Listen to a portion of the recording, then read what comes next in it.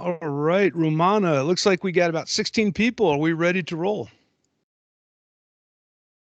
Yes, we are, Dan. I will keep admitting people in the background as they come and join us. Okay, great. Thank you. Hey, good morning, everyone. Thanks so much for joining us. My name is Dan Cockerell, and I'm here on behalf of EPP and partnering with them to provide you some information today and talk a little bit about culture. We call this the method to the magic. I'm pulling most of my experiences from my 26-year career with the Walt Disney Company. And a lot of people believe there is magic. And if you believe there is magic, there is magic. But I think we all know, you all know as leaders and organizations, and we certainly know at Disney, that magic is created by people. And it's blood, sweat, and tears. And so today I wanted to take you through a high level presentation on how we think about that at the Walt Disney Company. I could tell you right now, none of this is going to be new to you. The good things, the valuable things in life that are worth doing are common sense and just happen through the discipline you have in your life to move forward on things. So, more and more, I think we see the get quick rich schemes or the lose weight fast schemes, and everyone wants to believe there's a shortcut, but there's not a shortcut. There's just a method. There's a methodology to success. And I want to give you a point of view today, and I'd love to hear your feedback. So, as I do my introduction, I'm going to also pull this up. This is my WhatsApp number. It's my cell phone number, actually. But if you want to text me at this number or WhatsApp me during the presentation, we're going to have time for Q&A at the end. And if you don't have an opportunity or can't ask through the session in the chat box, please do not hesitate just to send me a note, and I'll take a look at that at the end of the presentation and field those questions. If there's any questions I don't get to, I will certainly answer them directly to you through WhatsApp or texting. So my name's Dan Cockerell. As I mentioned, I spent 26 years with the Walt Disney Company. I went to Boston University and I studied political science because, as we all know, political science is what you study when you want to be in hospitality. The reality is I had no clue what I wanted to do with my life. So I decided going to Boston, it's a great city, getting a liberal arts degree back in the early 90s would be a path. And every summer, I worked in various companies, and I got a chance to work for the Walt Disney Company on the college program one of those years. So when I graduated from BU, I decided that I still didn't know what I wanted to do. I'd really enjoyed working at Disney in college. So I drove down to Walt Disney World, went to the casting center, and said, "Hi, I'm Dan Cockerell. I've worked here on the college program, and I'd like to work here again."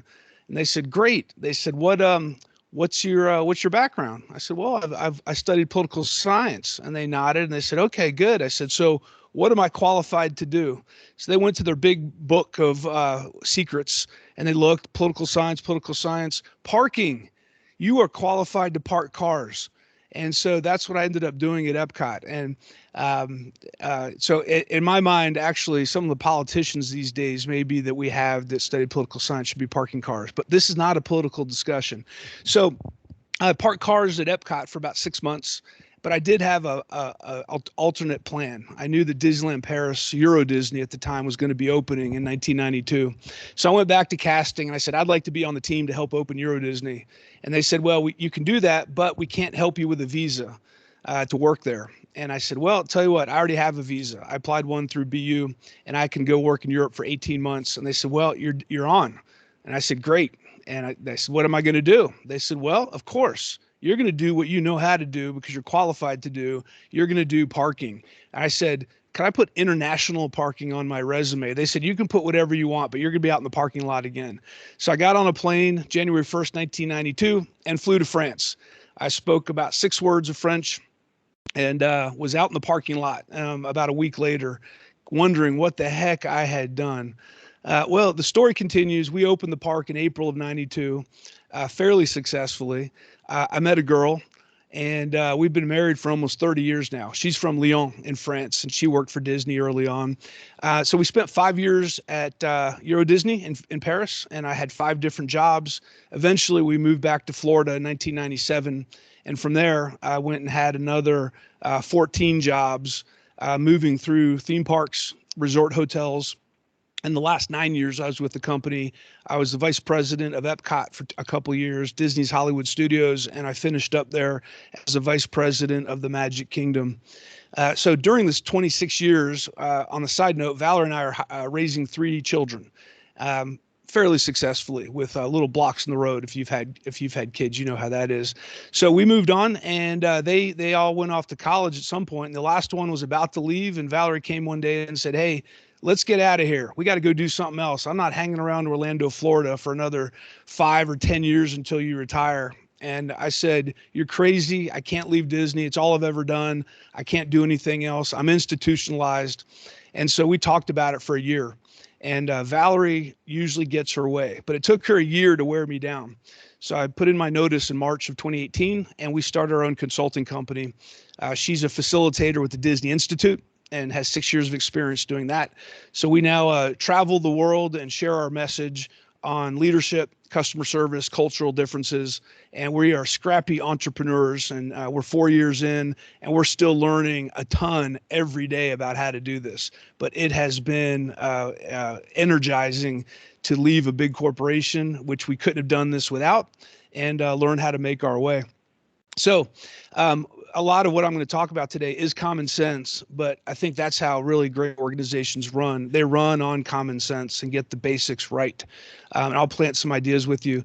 And at the end, I'll have you'll be able to scan a QR code. And if you're interested in finding out more, actually, I don't have the QR code on this one, but if you're, I'll give you a preview. And then if you're interested in hearing more, you can always get back to us.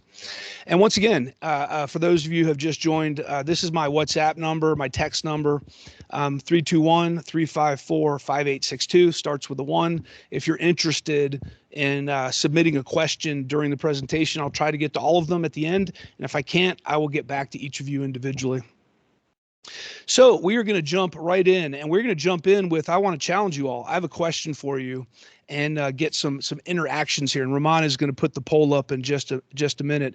So I'm going to be introducing a concept called the chain of excellence. And before I show that to you, I'm going to start out with the end of the chain of excellence, which is sustainable results and client customer excellence. So I want to give you an idea here. This is a question you may ask your clients. How would you rate your overall experience with our product or service? We ask lots of questions at Walt Disney World about many things, and I know you probably do in your businesses if you're honed in on what your customers think. We measure our customer service on a 5-point scale: excellent, very good, good, just okay, and poor. And we get those every month. So in this example, for whatever product or service this is, it doesn't matter. You ask your clients and customers their overall experience. And in this case, 40% of your clients have said they consider it excellent, 45 very good, 5 good, 7% just okay, and 3% poor. And this is a reflection on how a lot of guests rate our theme parks at Walt Disney World, and we see that. So I'm going to put up the poll in just a minute, but I want to ask you a question. If you're running this business, you're running this department, you're the CEO, you're the entrepreneur, whatever it is of what you're responsible for, you have 3 options here in my mind I'm going to present to you. One is, one of your goals could be to get to 0% poor. No one wants poor ratings. The poor ratings mean something went terribly wrong and was not fixed. And so is your goal as the leader of this organization to get rid of the 3% poor and just make sure all the other responses are in the top 4 boxes? The second question or possibility is, do you want to try to get all the very good responses to excellent? So get from very good to excellent and push very good up in and have 95% excellent, but still have 5% good, 7% just okay, and 3% poor. And you've accepted that you're going to have that, but you have the 95% excellent. Or Do you want to take the bottom three boxes, poor, just okay, and good? And do you want to really hone in on those three categories and get those up into very good or excellent? And try to get to zero in those three bottom categories. Now I know it's a relatively simple question, but it's not always obvious what we should do because everyone has different points of view. I had different points of view with people I worked with at Disney. Companies we consult with have different points of view on this. So Ramon is going to put the poll up. And if you think that this organization, your organization, should try to get rid of the 3% poor and have zero poor, you'll vote on A.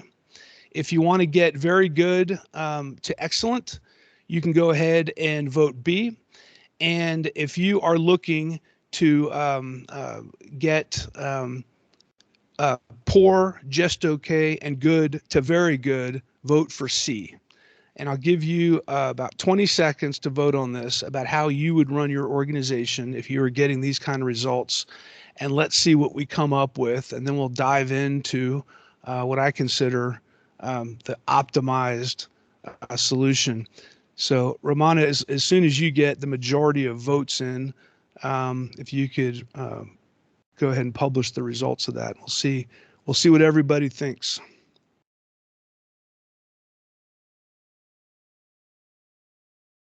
And I'm sorry, I don't have any game show music, background music to show this to you, but you can still vote. The majority are in the get very good to excellent range. Okay, the majority are very good to excellent. Well, then I don't have as much to teach you. I'm still going to try, but that is exactly right. But I'll tell you, I've worked with organizations that haven't necessarily thought that way. And that's certainly correct. And one of the things that I realize in many organizations, good is the enemy of great. Because we settle, or even very good is the enemy of great. Many times we tend, and our employees tend to settle at very good. If we can get up there, there were no complaints. People walked out smiling, saying, hey, thank you, have a nice day, and they're on their way. And a lot of times we settle for that. But the reality is when someone rates us anything less than excellent, they're telling us there's something we could have done better. Or there's something we didn't do that would have been better. They don't know what it is, but they're just thinking about other experiences they had. And they know, okay, you delivered everything I expected, but in order for it to be excellent, there has to be something more. There has to be something additional.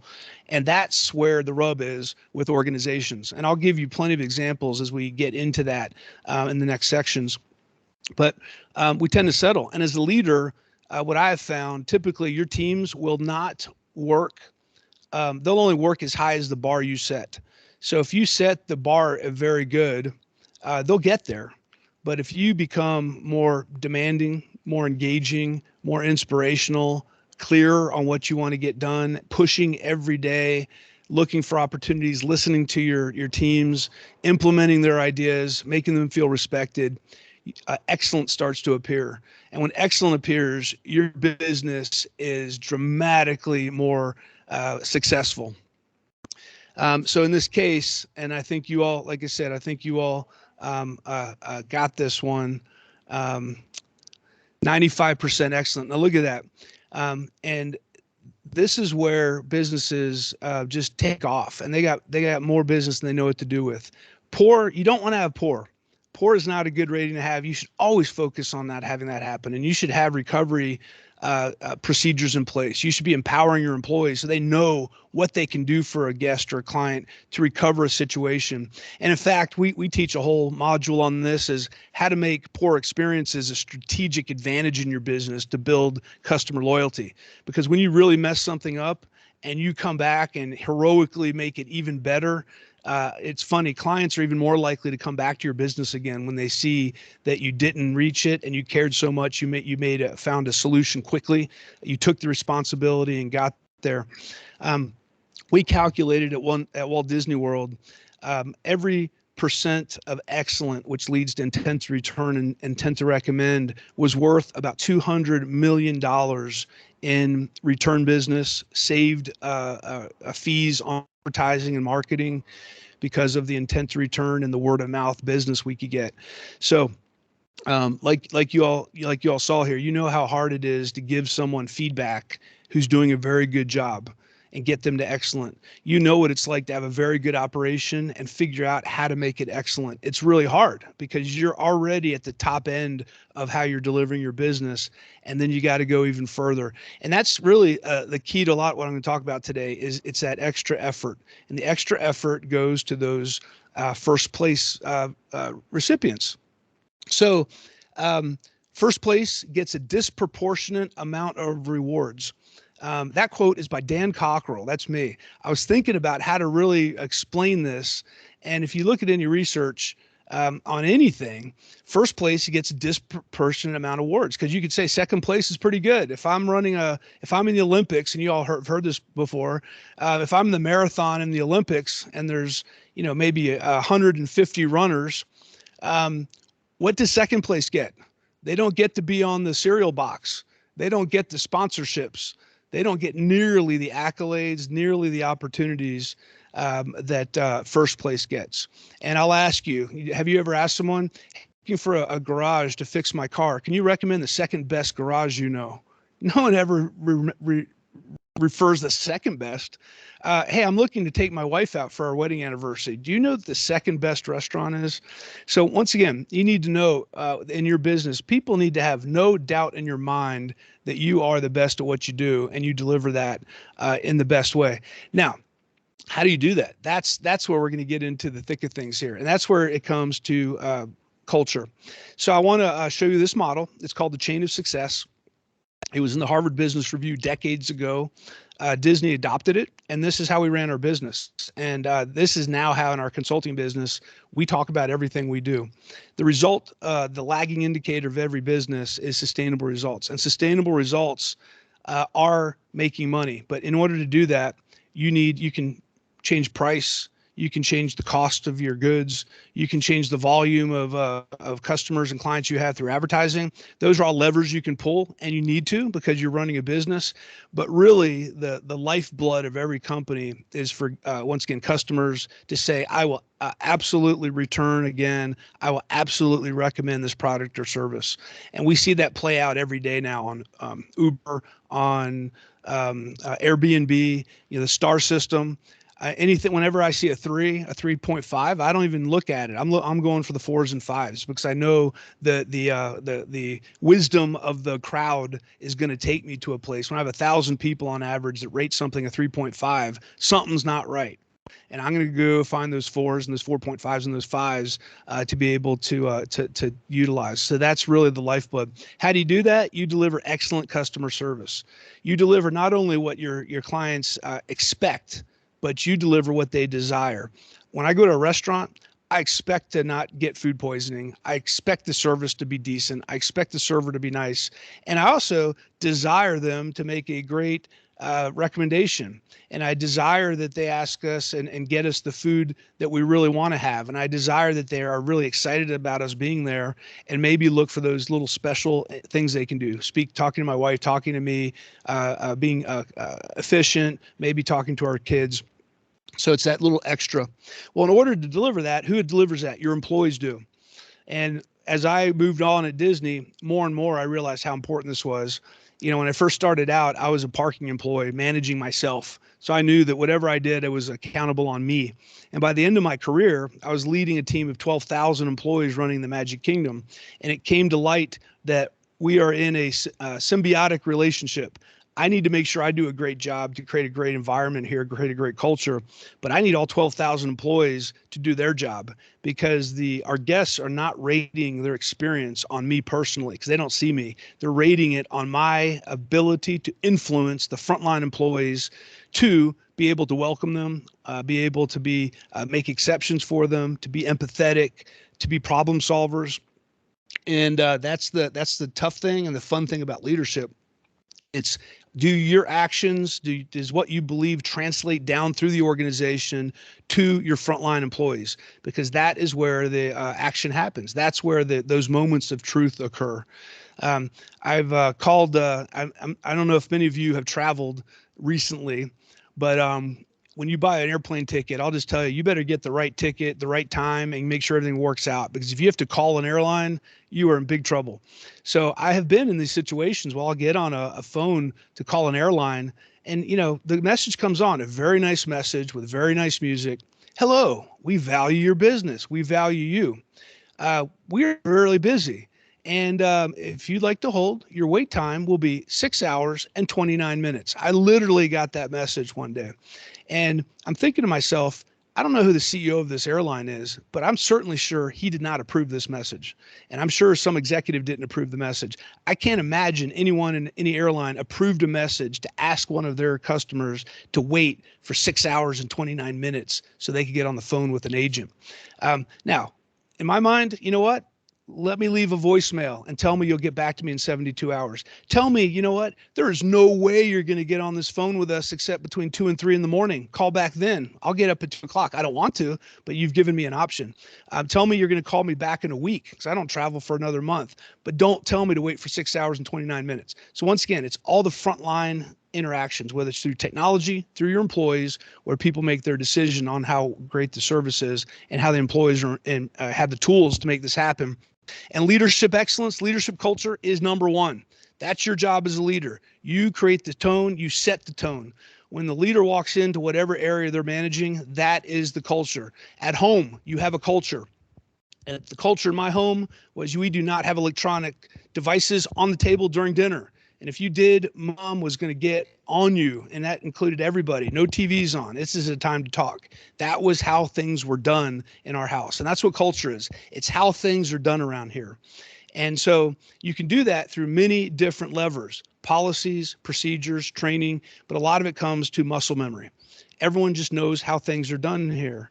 And if you think about strong cultures, the military, you think about great companies, there's certain ways they operate and everyone knows what that is. And it creates a consistency and a reliability that people start to really appreciate, and it plays throughout the whole organization. So that's the chain of success.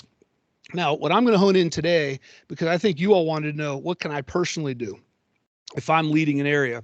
And I'll tell you, you can be leading one employee on a lemonade stand, or you can be leading a company with 5,000 employees. These all apply. It's industry agnostic. It applies to any size organization. And I'm going to give you 5 things that I've thought about I guess I've been thinking about it over the past 35 years working, but it really starts to crystallize now over my 4 years being out in the real world and talking to leaders. So you're going to get a sneak preview today of the topic of my next book, which I've started writing. And I heard in the old days, you're supposed to keep it all secret and not tell anyone about anything. And then ta-da, one day you tell them about your book. And now I'm going to take a little different approach. I'm going to share everything I'm writing about as I write this book and get that information out faster to people. So there's 3 things here when it comes to employees. And if you want the condensed version, this is how you create a great employee experience for customers. Hire the right people, train them correctly, and treat them correctly. Hire them right, train them right, treat them right. So if you don't take anything away from this presentation today, those 9 words are going to tell you everything you know to do 95% of running your company. You got to get the right people on the team. You got to make sure they have the tools and the training to be able to do their jobs. And then you have to respect them and take care of them. And today, this is as true as ever. The fact that, you know what, I'm not going to work for any organization because as an employee, I have the upper hand right now and I'm going to choose them and I'm going to get the right training and I want to be developed and I want to make sure I make an investment in my career. And if you don't let me work from home at least X days a week, or if you don't go ahead and take care of me, I'll just go to another company. Now, I don't know if there's another company that's going to be better, but we all suffer from the grass is greener syndrome, and we always think next door is better, and so we're going to leave. It doesn't matter if it is. The fact is they left your organization. So here are the 5 things I was getting into here. Let me see if I can get my slides going. I have a feeling they're all going to flip at once. There we go. So discipline, empathy, simplicity, clarity, and courage. And I'd love you all to challenge this. I came up with these 5, and I think that everything a leader needs to do to lead their families, lead their personal life, lead their professional life, create a culture is embedded in these 5 things. And let me go through those. And let me start with discipline. When we think about discipline, this is having structure in life. This is and this is where some very talented individuals, athletes, musicians, you name it, they don't have the discipline. They have the talent, but they haven't put in the discipline to become number one, to become the best at what they do. And they've will be forgotten. We'll never know about them. It's the others who decide they're gonna not only have the talent and the opportunities, but then they're going to focus and maximize and optimize those opportunities. And if you read about any athlete, world-class athlete who's been successful, they work harder than everybody else. They just don't have some natural talent and don't have to develop it. They work harder than everybody else. They stay after training to take more shots, to run more, to be fitter. They study more films. They practice more. And so when it comes to this, if you want to think general in your life, how disciplined are you? It's about doing the hard things. And a lot of us, this is what we shy away from. I really should talk to my kids about the birds and the bees, we say in the United States, when they're 12, 13 years old. But boy, that's embarrassing, and I don't know if I can do that. Or I want to talk to my kids about, what, you really have to be careful about alcohol and drugs, but it feels awkward, so I don't want to do that. Or I have to have that conversation with that person at work. I know they're not doing the job correctly. They're really valuable, and I just don't want to have that awkward conversation. You got to lean into the hard things. You wake up in the morning. I know I said I'm going to lose 3 kilos in the next few months. It means I got to get up this morning and actually go do something. This is hard. And hopefully as you get older, you get more self-discipline, but it's doing the hard things. It's having discipline in how you spend your time. We all have the same amount of time, but somehow some people use their time so much more effectively. Are you organized in how you really think about how you're using all 24 hours you're given every day? Following through on commitments, taking responsibility. Many jobs leaders are making commitments every single day. Do they have processes in place? And do they know that they can get 99 right and 1 wrong? And that's going to reflect back on their reputation. Demanding excellence. This is that idea of going from very good to excellent. Do you have the discipline to coach someone who's doing a very good job and give them a tip that's going to take it to excellent? Once again, it's easy to walk past very good situations because there's no fire burning. There's no problem. It's just there. And are you willing to be the one that's going to push harder to get people to the next level? Detail orientation, respecting processes. People have discipline. I like to know that the airline pilot, every time I get on a plane, I like to know that they do the checklist. They don't say, well, this is my 1,000th flight. I really don't need the checklist. I know how this plane works. I want them to go through a checklist because I want to respect the process, because typically we put processes in place to make sure that all the right things happen, all good things happen. And over time, this is how safety organizations or organizations sail in this area of safety. They stop paying attention because they're not disciplined to follow these processes. And lastly, do you have the discipline to set the bar higher than your team expects possible? This includes raising kids, being disciplined to give them the right level to shoot for. Now you got to give them room to live and grow and be their own person, but also are you giving them are you setting a vision of what's possible for them? So discipline is going to be the big first part of my book. And I think it's a very important area. And the funny thing about this is we all know whether we have this or not. We all know if we have those hard conversations with people or not. And so it's up to everyone to know and self-reflect. Do you have an opportunity for that? The next is empathy. Empathy, I'm not going to say it's the opposite of discipline, but empathy now is, you know what? I'm going to push the team, but I'm going to care about what's going on. I'm going to see the world from their point of view. I'm going to make sure I make personal connections with people. I'm going to get to know them on a personal level. When I'm walking around my operation, I'm going to reach out, say hi to them, check on what they need, find out if everything's going well, make sure they're feeling okay. I'm going to teach my team, and I'm going to do myself to make exceptions. People that have a lot of discipline sometimes say, you know what, I'm going to follow the rules. And I'm not going to make exceptions, but that's not how great businesses run. Great businesses have rules and procedures in place to run their businesses, and then they understand where to make the exceptions for their customers. I'll give you a quick example. I'm in Madrid right now at a hotel in this big dining room. I'm the only one in here. When I came down here earlier, the music was on, and I don't know if it would have impacted the here. And I'm thinking to myself, okay, here we go. This is going to be fun. I'm going to go to that one employee at the front desk and say, hey, the music is playing in the restaurant. Is there any way you can turn it down? I was already looking for a different spot because I'm thinking there is no way that front desk person is going to even know where that box is, or they're probably going to say, well, I'm not allowed to touch the music. Of course, I'm the only one in this restaurant, but that's probably that's what would happen 7 times out of 10. This guy is getting a big tip after this presentation. I explained everything to him in halfway decent Spanish. He didn't understand why I couldn't do this in my room. I said, well, my wife's sleeping, and then he got that. He went right over, turned it off. The music's off now, and it'll turn back on when we're done with this presentation. He made the exception. He took a risk. And I know that doesn't sound like taking a risk, but a lot of your employees, following the rules is safe. Making an exception is dangerous, but that's where great organizations thrive, where they teach their customers like individuals, and there's a way to do that. Knowing when to reward effort versus outcome. A lot of times we say, look, I don't care how you get it done, just get it done. That's not great leadership, because organizations care about how people get the things done, and they care about effort. And sometimes you're going to have someone that's going to give a great effort. They're not going to get to their goal, but the outcome's still going to be better than it would have been. And do you have the ability to be flexible to still encourage them when they don't hit the bar? Knowing when to lean in and knowing when to back off. Great leaders know how to do that, when to put the heat on people and when to let the rope out a little bit and let them go. This is a dilemma in life. We always don't know how to do that, but we got to figure out how to do that.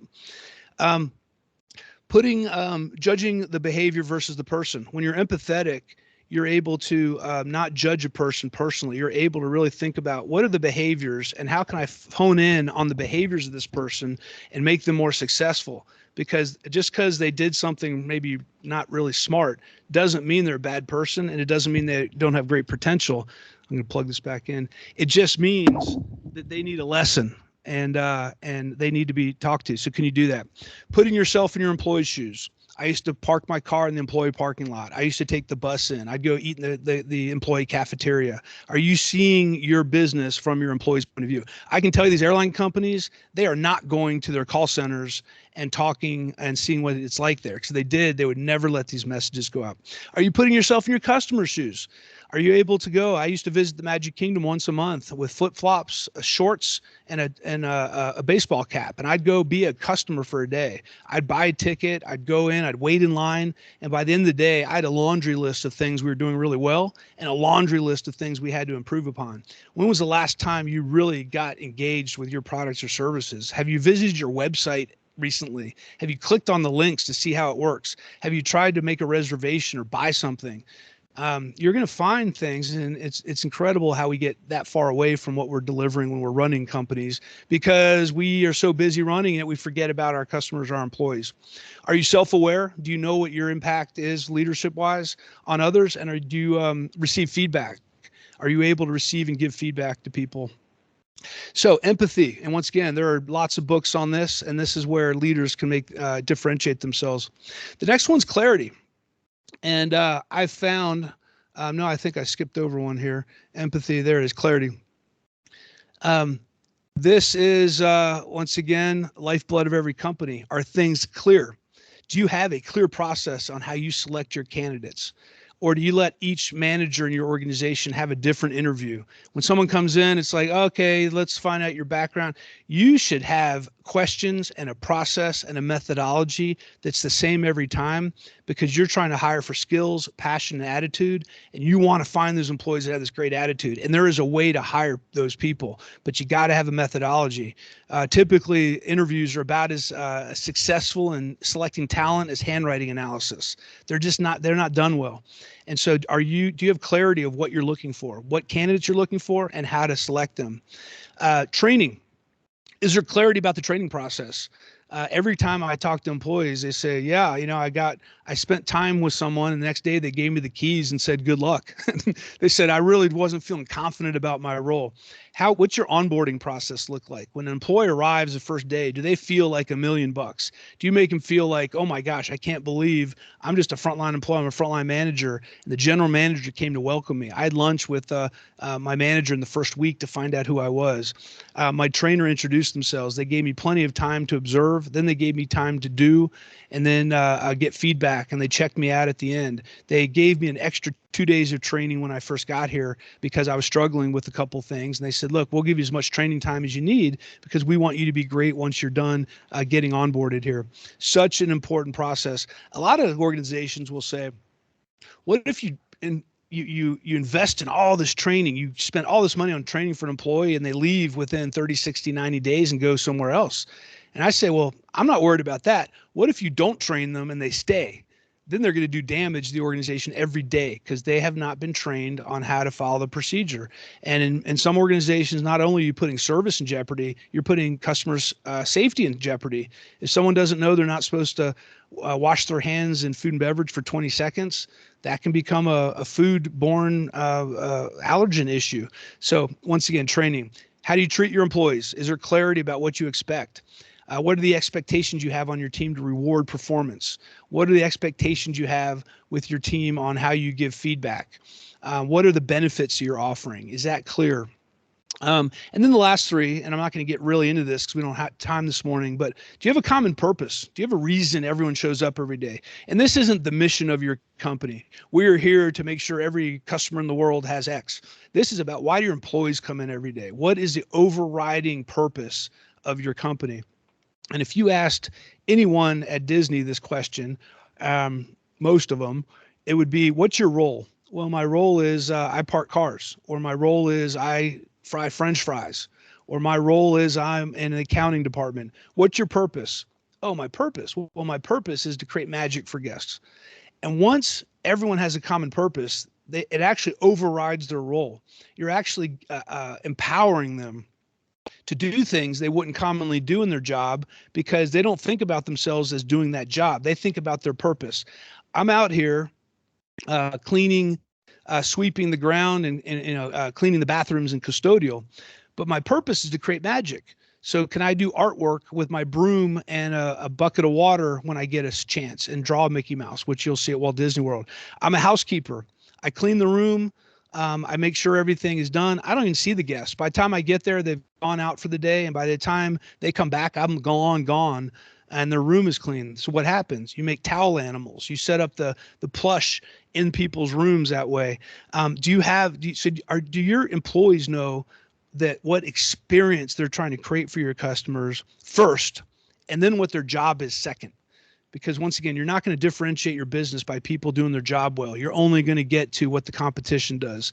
And then if you can have a clear common purpose, it's going to take everyone over the top to start being creative about what they do. Decision-making criteria. I'm not going to get into this, but we have something called the decision standards at Disney, and safety is number one. Every decision we make is based on safety, then courtesy, then show, then efficiency. Once again, when you can have a common decision-making process for your teams, you create a consistency. And at Walt Disney World with 75,000 employees, you can't ask everyone just to use their common sense, because common sense is not so common. And if you do that, you're going to have a lot of really poor decisions.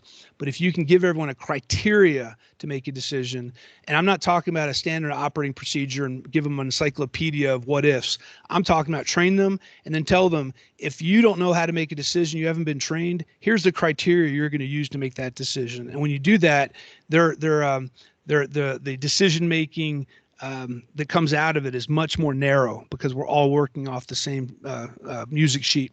And then lastly, behaviors. This is where most organizations or many organizations fall short. They don't create clarity on what great performance looks like. They just say, when someone walks in the door of our hotel, you should greet them. Now, what you haven't told them is where you should be standing. What are the kinds of greetings you can do? How do you take their luggage? What's the laundry list of other things you do when you greet somebody? And so defining behaviors is such an important piece. And sometimes we just think it's too elementary. We think it's we don't want to spend the time to do that. But behaviors is what creates culture, and culture is what creates great organizations. Defining behaviors. Next one's courage. When you think about courage, this once again, this is a little bit in the place where discipline is, but you know this, and we all know that. And there are people that are high courage. This is the one in your meetings when something's presented. They have no problem when everyone in the group says that sounds like a good idea. They have no problem saying, well, wait a second, I got some problems with this idea. They're the one that's going to speak up. They're the one that's going to give the feedback. They're the one that's going to take people from very good to excellent. Now, they have to balance it with empathy, because sometimes you have people who have too much courage, and too much courage is really going to push you backwards, and it's not a great way to build relationships. But you need to have this, because that's what leaders do. That's what parents do. They have courage. You address problems. You do not ignore things. You do not walk past problems. You address them. You express your point of view. This is a scary thing to do in many organizations. You know, it's well, you know, like we say in I think this is someone told me in Japan. In Japan, the tallest nail is hammered down. So you don't never want to be the tallest nail. You want to fit in with the crowd. That's not what leaders do. They express their point of view. You push back when needed. When your boss is wrong, you find out a tactful way to push back and say, you know what, I don't know if this is the right idea here. You encourage opposing points of view. At Disney, we are such a nice culture, and we like to agree with each other. We love being in sync. And a lot of times people just go, yep, that sounds like a good plan. They don't think critically, because challenging the boss's idea or pushing back makes them sound like they're not a team player. They're not positive. They're not open-minded. And so as a leader, you actually have not only push back, you need to insist that your team gives contrarian opinions. And I used to go through that with my team. Okay, I have an idea. I'm going to present it to you. And the first 10 minutes, I want feedback on all the reasons it's not going to work. And the team was like, well, wait a second. I thought you liked this idea. I said, I do like it.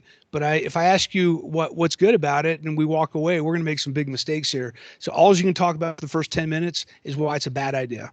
And then after that, we're going to build on it. And I saved my butt so many times by asking that question, because in this world today, it's too complicated. We all don't have the experiences. Each of us does not have the experiences all of us has. And we can tap into that wisdom, but we need to allow people to speak up and allow them to be courageous. And once again, this doesn't fit in some cultures. You have to be careful how you do this. But this is a really important one if you want to create a great culture where people are going to thrive. And the last one here is simplicity. And this is a big passionate one of mine. We are making things so complicated today. We like making things complicated. Technology allows us to make things complicated. And some of us like to geek out on apps. You know, I can turn my air conditioning on and off remotely. Well, okay, fine. But how about you just turn it down before you leave? Well, I don't have time to do that. Well, okay. So you need to figure out, where do you want to simplify your life and what things do you want to make complex? So emails. We create so much complexity with emails, going back and forth. Okay, tag, I put my comment. I can now take that off my list. We don't work towards actually solving problems anymore. We just are trying to push through information. And so are you really thinking about, okay, instead of doing 15 emails here, what are we trying to solve for? Maybe I can take control of this and we can just get this done. Let's use simplicity. Meetings. We come up with all these meetings and we talk about all these things. In my mind, meetings are just a replacement for lack of organization and lack of a plan. You know what? We don't know what we're going to do next week because we didn't plan for this. Let's have a meeting. I'm not saying you should never have meetings, but I think they're way over abused. This may be my third book, if I can figure out how to get rid of meetings or make them better. Your customer client experience. What are you putting them through? Are you having them wait 6.5 hours on a call? Are you making them input 16 digits into your website? When I call reservation centers, they'll say, do you have your reservation number? I'm like, my reservation number? I have my name. Can you look up by name? Yeah, we can look up by name. Well, why didn't you ask me that to begin with? Why would I memorize my reservation number? So once again, are you putting yourself in other people's shoes and realizing how, just make it easy? The employee experience, you're putting your employees through heck and beyond. They have to fill out these forms that no one reads. They got to do audits that no one pays attention to. So what are they going through? What's your expense process? What are all the barriers that you have put in place with good intentions because you wanted to protect the company? When we put all these policies in place, everyone thinks it's a great idea, but we don't go back and check. We don't give our employees a voice, and we make them do crazy stuff because someone thought it would be a great control to put in place. We tend to do that a lot. We put in rules to manage the exception and not the norm. And so we put all these rules in place for the 0.001% who's going to try to abuse the system, and we make the 99.009% do these crazy things because of this other group. So I could go on that for a long time. Push decision-making lower into the organization. What is your risk of letting your frontline employees, your frontline managers make decisions? How much money can they make a decision to? Can they go ahead and take care of a guest instead of having to call a manager and wait? When you don't handle situations quickly, you're going to end up having to do more. Your excellence goes down. And then lastly, balancing consensus and authority. A lot of times I was guilty of this. I tried to get consensus from my team always. And they finally said, Dan, you don't need consensus on everything. There's stuff, just go ahead and make the decision. We may not all agree with it, but we're fine. We just don't have time to get together and talk about stuff every time we want to do something. And so I had to change my leadership style and become more authoritative and say, you know what, guys, there's 5 things that we're going to coming up. There's 3 I already made a decision on. There's 2 I want your input on. I was making things too complex because I was pushing too much on consensus versus authority. So this simplicity one, and I can talk to you about this every single day. Just go spend your day and look for opportunities for simplicity in every business you go to, every website you go to, and you're going to find opportunities here. And people love working with simplicity. Employees love working with simplicity. Customers love simplicity. So we're going to wrap up here to the Q&A section, but these are the 5. These are the 5. If you can think every day, how are you performing in these 5 areas? How are you delivering? How are you teaching this to your leadership? How are you teaching this to your employees? Are you defining what behaviors will make these things up and start role modeling them? I think you're going to be on your way to running a great organization. And it's also going to allow you to find the gaps. We all have gaps. A lot of us lack empathy. Some of us lack clarity. Some of us lack courage. And it doesn't mean you can become great in all of these things, but in my mind, if you can get better at these, you're going to have you're going to be much more effective as a leader, and I think much more effective as an organization. And I wanted to end. Oh, that's by the way, this is if you want to remember this, I haven't come up. If you can come up with a better representation, I call this DESC. Discipline, empathy, simplicity, clarity, and courage. That's how I remember it. If someone can come up with a really great way to create a word that can look like what it means, that's great. But you're in the early phases of this concept. And the last thing I'll just assure you all in leadership roles, role modeling. Role model the behaviors you want replicated.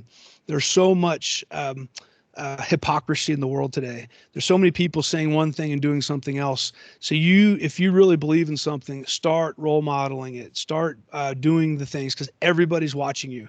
In a leadership role, they see where you park. They see what clothes you're wearing. They see who you say hi to, who you don't say hi to, who you follow up with.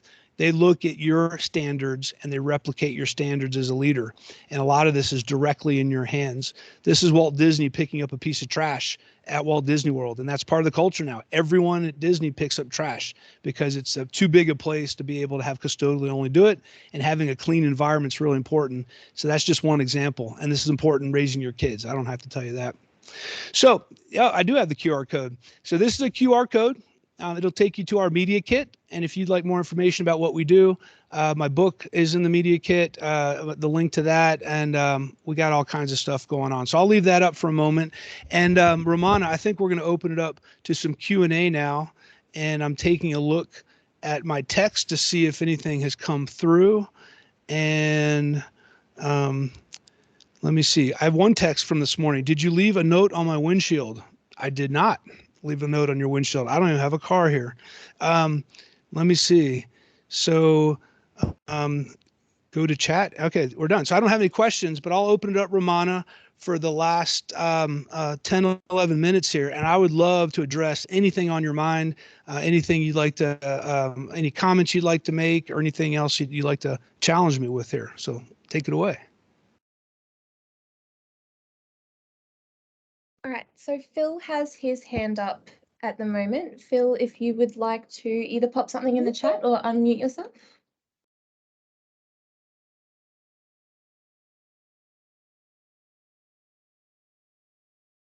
Am I on? Hi, Phil.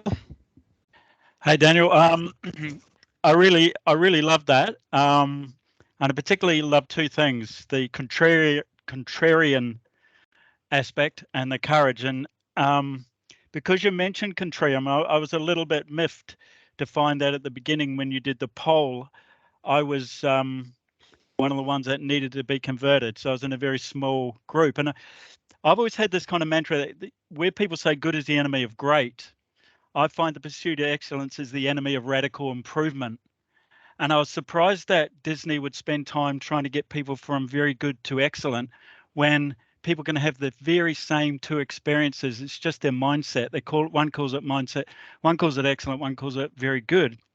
I would have thought it takes a lot of courage to actually dig down into those that really rate you really badly. So people that spend the time to actually give a bad rating, that's where the radical improvement is. And I was surprised that Disney wouldn't want to go there, but maybe that's because the move from very good to excellence really is about just improving the status quo, but moving somebody from the delta from really poor to good is much greater, and there's much richer learnings in my experience. And I just wondered why.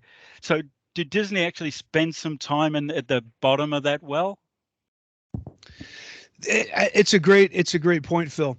I would tell you, there are experiences at Disney that we focus in on we need zero poor, because when you have a poor experience checking a hotel and maybe you waited too long, you don't want that to happen. But the consequence of that, when you think about safety, courtesy, show efficiency, is probably on the efficiency and courtesy piece. When I have an attraction that I'm loading millions of guests on and off every day, when I have something poor happen, that could be a serious injury, a serious accident. I mean, there's really some that come to that. So we put processes in place. In some areas, we say, look, we can never be poor on attractions because I'll give you a quick, example of what volume does. Big Thunder Mountain is one of our roller coasters at Walt Disney World.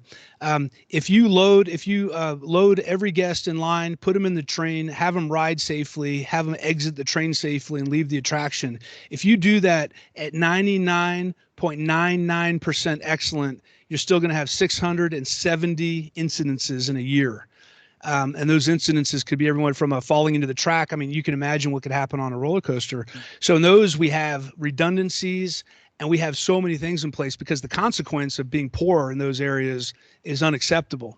Now, when it comes to this, I agree with you. When it comes to this perception, because you have some people, and we have rating inflation in the Walt Disney parks. Japan, if you get a good, that's about as good as you're going to get, because in Japan, they are very stingy with their ratings. Getting an excellent's almost impossible. In California, we have a lot of Hispanic guests, and a lot of Hispanic guests when they do a live survey, they don't want to insult the person who's asking the questions. They overinflate their experience. So everyone's like, oh, it was great. Even if it wasn't, they just don't want to have that moment. So I think to your point, I don't think that you have to focus on poor to still innovate. In my mind, when you have a poor experience, is because we did not execute on what we said we were going to execute on consistently. Now, over time, there are going to be opportunities where the guests you're going to start seeing those ratings drop. When we introduced My Magic Plus, which was $1 billion technology initiative, we saw ratings drop because we had too many people getting into good and just okay, because it was just so complex. The system didn't always work.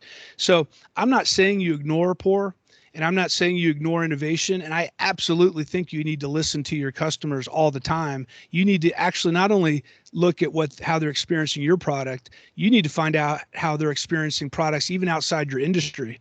We didn't put an app in place at Walt Disney World because other parks had done it. We did it because Domino's Pizza did it and Uber did it.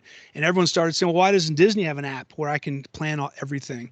So it comes from both different directions, but certainly from a business perspective, if you want to push and create the kind of demand that you want as a company, getting that very good into excellent is the way you're going to generate that. You're going to save money on marketing and advertising, because when you start getting in that area, people are coming back automatically. If you're lucky to have them walk into your front door, the chance to wow them is fully in your hands. But to your point, the poor situations, it's up to us to go back and talk to those people. And I think you can do both of those things. So I hope that answers your question, but I can see where you're coming from. Thanks. Cheers. Thank you. Fantastic. All right, Dan, we have another question from Noel, who asks, what is your view of the concept of freedom within boundaries to empower people to try new things? Yeah, well, I mean, great question. Of course. And I think everyone will say, yes, we should do that. The proof is in the pudding. How can you actually make that happen? And so this, once again, it comes down to behaviors and tactics. So a few examples, a few best practices I'll give you all. Continuous improvement. Do you have processes in place to hear from your employees and to hear from your customers real time on where you can make improvements? And it comes from all different places and all different sizes. I would host a roundtable discussion 2 or 3 times a month in every job I was in, and I would stagger them. So I would meet with frontline employees once a month, a group of 10 or 12 different employees every time, and just say, look, let me tell you about myself. I want to know about you. And by the way, I'm going to leave the room for about half an hour. I want you all to put up on a flipboard what you think we should stop, start, and continue doing. And there's going to be safety because I'm not in the room, so I'm not going to judge you. You all as a group are going to come up with answers. And when I come back, I'm going to see what's on your mind. And sometimes those sessions were focused on improving the employee experience. And sometimes, and you have to do this because if you ask employees for feedback, they're usually going to give feedback on their experience working there. Sometimes you have to be very clear. Okay, for this session, I want you to tell me how you can improve the customer experience. And then you start hearing from servers. Well, look, we just started to sell the meatloaf in this restaurant and people are only eating half. The chef isn't interested in knowing about it. People don't like it. Great, there's one. So not only are we going to fix that, but we're going to find out why that restaurant hasn't been listening to its employees. So you got to give everyone a voice. You have to, I used to have a confidential voicemail number at Magic Kingdom. Anyone could call me anonymously or not anonymously and give me feedback on anything they wanted to. And it would go to a separate line. And if they wanted to, I left my cell phone number on there. Now, I'm not trying to micromanage. I don't want everyone to bypass the whole management team every time they have a problem just because they can talk to me. And I trained everyone saying, like, you have a great team here, but we're a big place. We got a lot of bureaucracy. And if you're not being listened to, I want to listen. And talk to your manager. If they're not interested, you don't know who to call, you call me, and I will take on the responsibility of whatever idea you have. So once again, if you want to allow creativity and innovation and people to speak up, what processes have you put in place to allow people to do that? Or are you letting your employees just say, well, they should figure it out. They should figure out how to find my phone number. They should figure out where my office is. It doesn't work that way. You have to have a very clear process. And when you're ready to open those floodgates and let people start giving you suggestions, be ready, because there may be a lot of stuff you don't want to hear about. But great leaders hear what they don't want to hear. And that's how you really get on this road to continuous improvement. Fantastic. Thank you, Dan. And the last question we have here is from Claudine, who's asked, why did you start an online community? Yeah, so the Perch is my online community. During COVID, Valor and I were sitting at home. For the first couple of years, we were really enjoying entrepreneurial life. And then COVID hit and everyone canceled. And apparently when everyone cancels and you're an entrepreneur, you don't get paid every week. And so we were sitting at home twiddling our thumbs saying, oh boy, this is what entrepreneurship is. So I created some Zoom calls with whoever just wanted to talk over 3 months. And I had about 10 groups going 10 days a week. And I really started to enjoy the interactions with people from all over the world, different companies, different backgrounds. So when I shut that down, I decided, you know what? I need people. I'm creative. I love talking to people, and I'm used to having that at Disney. I didn't have that as an entrepreneur. So we decided to create the Perch community. And it's we have a closed Facebook site. We do monthly presentations. We have guest speakers. We just did a cruise last March. And it's just creating people who are entrepreneurs. Maybe they're in management roles. They want a community to talk and support each other. And it's a fun way to connect and learn. And with technology today, it's just unreal. I mean, the fact I'd never get over this. The fact I'm standing in this restaurant in Madrid talking to you all is just amazing to me. And I know we're just getting started with this technology, but we can do that now. We can connect people through technology, and this Perch community really gives people a way to be inspired and find their tribe, their network if they're looking for help.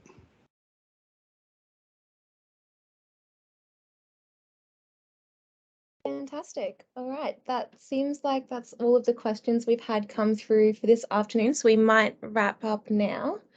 If anyone wants to get in touch or has any more questions, please feel free to message Dan on through his WhatsApp, or we will also be sending out emails from EPP with the link to the recording and some resources around this. So please feel free to ask any more questions that you have. And thank you so much for joining us, Dan. Yeah, and I'd like to thank EPP. When I reached out to David Monroe, who leads the organization, it's hard to be an entrepreneur and you reach out, and he jumped right on board. I love what EPP does.